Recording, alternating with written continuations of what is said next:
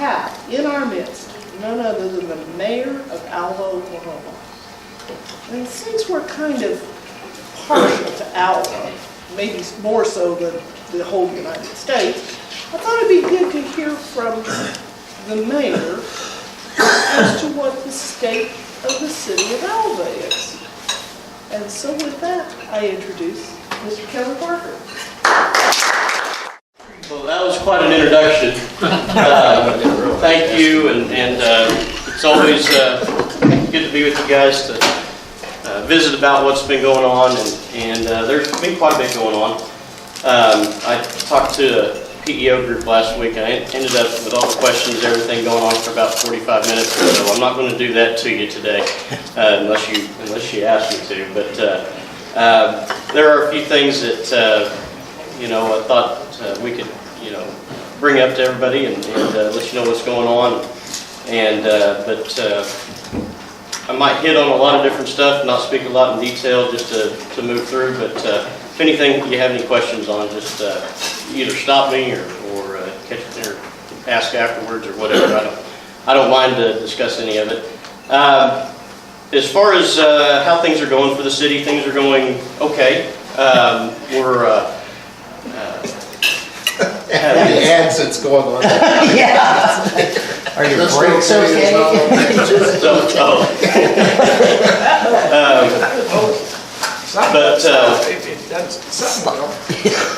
We've had a few years worth of planning and actually implementation of some of those plans for street, water lines, water system, water tank, well field, and sewer lines and that sort of thing. And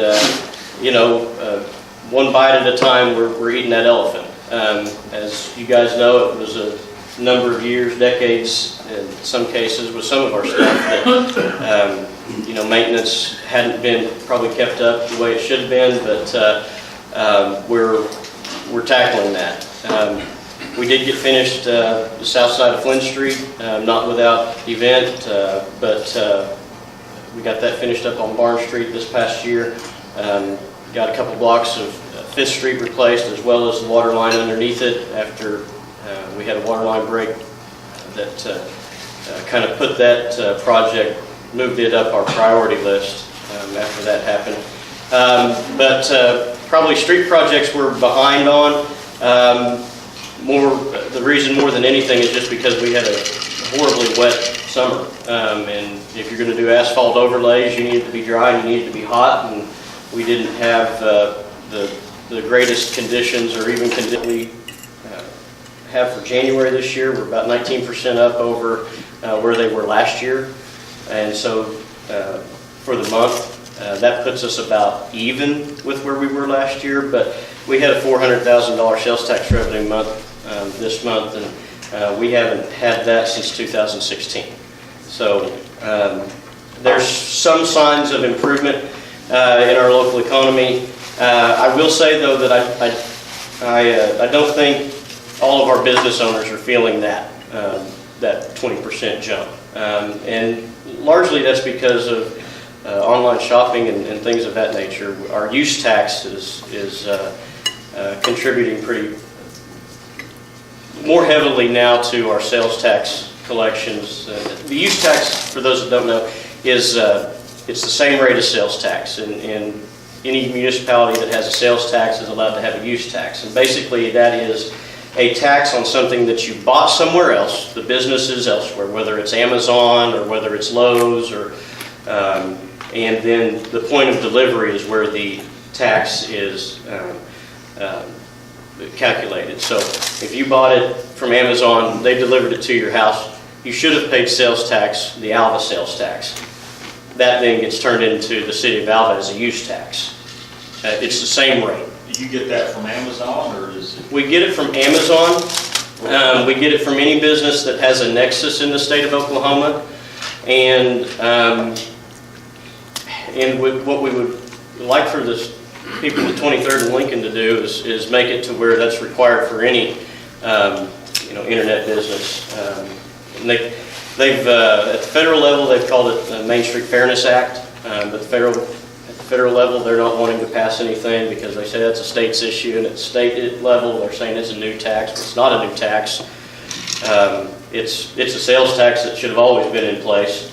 And so we have this kind of back and forth between the state and the Fed about whether or not it should be collected. In the meantime, in the state of Oklahoma, where our only source of revenue for operations in the city is from the sales tax or our utilities, we're kind of stuck dependent upon a volatile economy. But if they have a brick and mortar for a business in the state, then they pay sales tax to us.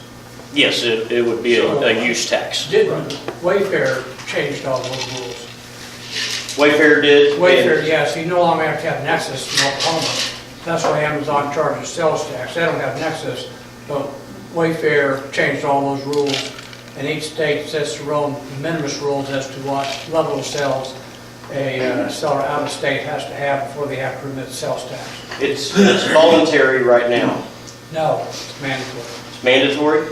Okay, I missed that, but not everybody's participating.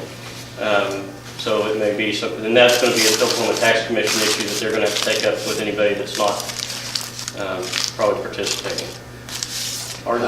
We do business with Airbnb at our guest house, and they collect the sales tax for the city and for the state, but they don't collect the innkeeper tax, which we file separately.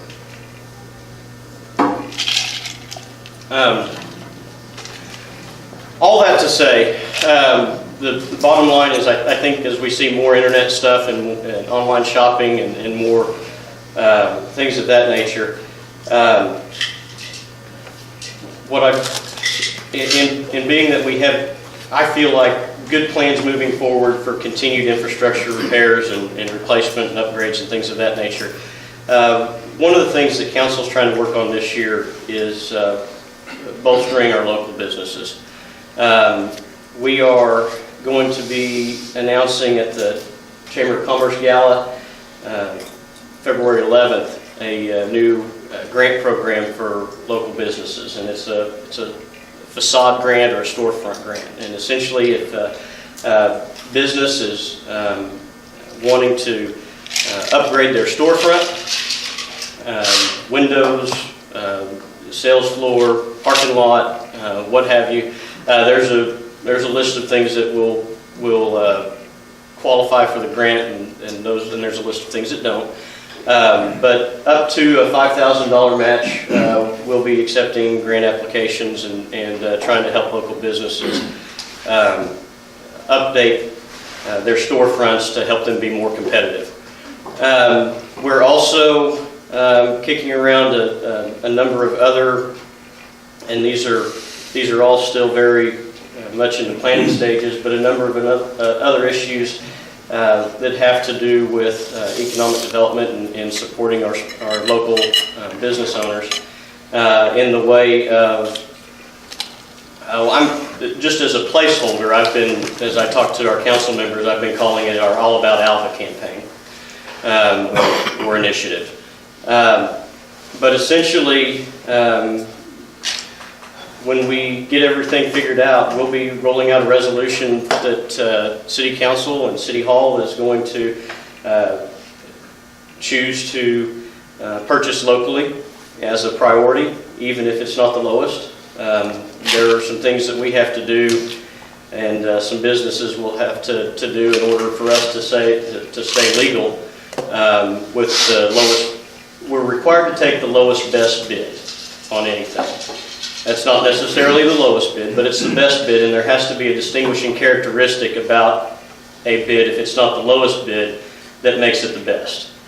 And so we're going to be putting forth some sort of a credentialing program for local businesses to where they meet certain criteria in terms of how they support the local community, and whether it's, their employees volunteer so many hours at different nonprofits, or whether they contribute to the public schools, or whether they a number of their hours of operation, are they open for business at times when our citizens are able to shop, things of that nature, to where there's some kind of best practices criteria built into this, And any business that's serving our community in that capacity would try to get that credential from the City of Alva would have that characteristic we're looking for when we're comparing bids or prices, to where we wouldn't have to necessarily take the lowest bid. That said, we are still dealing with taxpayer dollars, and we have to exercise some reason and other judgment if we're not going to take the lowest bid. We need to make sure it's not too high that we can't afford it. We still have a budget that we have to deal with, but by and large we feel like there's some more opportunities to support our local businesses, and we'll be rolling out the ways that we're going to try to accomplish that. Like I said, I'm not sure how long it's going to take to do some of this stuff. We'll have to have our legal counsel involved with writing up some of, definitely our resolutions for City Hall.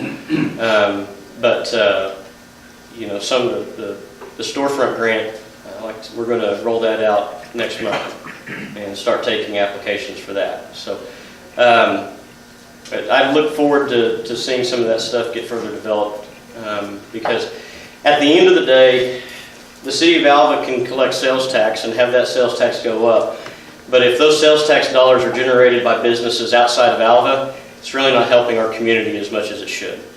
And so we're wanting to try to figure out how we take care of that. A lot of things going well. We mentioned it last night at council meeting,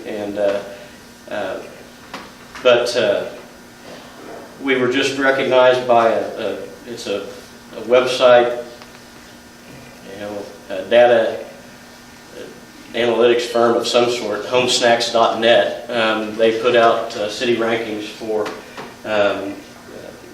most of the states, I think probably all the states, and in the state of Oklahoma we ranked number 7 best places to live. We ranked number 3 safest communities based on violent crimes, and so your murders, assaults, burglaries, and armed robbery, that kind of stuff. We ranked number 2 in terms of lowest unemployment rate, and that, of course, I think those of you that operate businesses know that can be a double-edged sword. If you're looking for staff, it's sometimes hard to find staff in our community, but by and large people are working. And then we ranked number 1 for the most affordable city to live, and that was based on combination of home prices and average household income. So we've got a great community here, and I know you guys know that. And I know you guys are the reason we have a great community, as well as the other citizens in our community. We've got good people, and they make things happen, and it's certainly affirming to see an independent entity like this little website group come out and tell us how well we're doing, because I know that you guys all have an affinity for our town and feel like we're pretty special, but it's nice to have another group recognize that as well. A lot of other stuff going on. I think if any of you participated in the survey regarding the city swimming pool, thank you. I don't know that our bullseye got any smaller with the survey data. I think, and if you didn't hear, we've got issues with DEQ and the health department regarding our 1930s model swimming pool. They don't like it, and they're going to require some significant upgrades to the point where a major. We're probably looking at building a new pool rather than rehabbing our current pool. And we're working with them right now, those different agencies, to see what it's going to take to open up this summer. And so with that, we're hoping to, when we analyze all the survey results, to see where the public lies on, what do we want? Do we want exactly what we had? Do we want to change it? Do we want to leave it where it is? Do we want to move it? Do we want to pay more at the gate? Do we want to pay more in our taxes? All these things, what do our citizens want to do? Because if when we move forward with this, the estimates that we have for a smaller version of what we have with a couple more amenities or water, features, we're looking in the $2 to $2.5 million range, and that's not something we just had sitting around. So we're looking, obviously, to spend a lot less money to get it open this summer, and then have a plan in place that by the end of next summer we're ready to go to work on whatever it is we're going to do. If we're going to do anything, that is one of the options that was put on the survey is, do we need a pool at all? I'm in the camp that we do. But if the people don't want it, are we doing what we should be doing as a city to keep it? So that's all I got. Does that new tank already have water in it? The new tank has water in it, and it's in operation. Is Fifth Street done? Fifth Street's not done. Okay, good. Fifth Street, golly, that turned into, well, it turned into, the weather kept us from getting it asphalted, so we had to go to concrete. It just Turned into Grand Canyon East. Yeah. And then the weather being what it was, when they, we kind of were in a hurry with the concrete just to make sure we got it done. So it's not like riding on a cloud. And but the plan is to asphalt overlay all of Fifth Street, and that'll smooth all of that out. But they'll zip up what hasn't been poured in concrete, and what has been poured in concrete. I think they're going to asphalt overlay those two blocks as well as when they do the rest of it. Are the wells down south working okay? Wells are- There was some problems with them. Wells are working okay. We had an issue with water cleanliness that was caught before it entered our distribution system, which is why we have different systems in place. The new chlorination station we're putting in, though, is going to, and we're also doing water well rehab as part of a bond issue that we have. So we'll be rehabbing over the next few years all of our water wells, but the new chlorination station bid opening will be, Joe Don announced it last night, I can't remember the date. It's going to be within the next week or so, where they open the bids for the chlorination station. And when we get the new chlorination station built, it's going to have detection capabilities that are automated. So right now we manually check our wells before they come into the treatment system to see what's getting treated. And by and large, we've had clean water coming into our system. But water cleanliness is never going to get any better than it is today. It is always going to be, we're always going to be subject to whatever nitrates, whatever pollutants, whatever other things are in the environment, to those getting into our underground supply. But the most we can do is detect those things before they get into our distribution system. So the new chlorination station is going to help with that. The old chlorination station that we're currently using is treating the water effectively, and that's what we learned the last time that they found contaminants, that the water is being treated effectively and that there's not any danger to the public. But this will, I think it's going to have an automatic, daily what's in the water kind of a test, and then it'll automatically trigger DEQ and if there's ever, as well as City Hall, if there's ever an issue found with the water. On this new water line that comes from the well field clear up to Alva, is that going to require a major construction or easement change out here along, say, Myers addition in that area? That hasn't been discussed as being a major issue.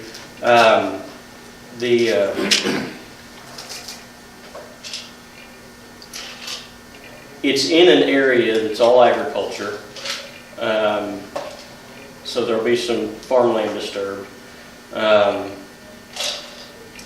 We're going to self-perform this project, so it's also one where we have the equipment to do it, and we don't have, huge equipment or anything like that, so we shouldn't have a major impact on the rest of the easement either.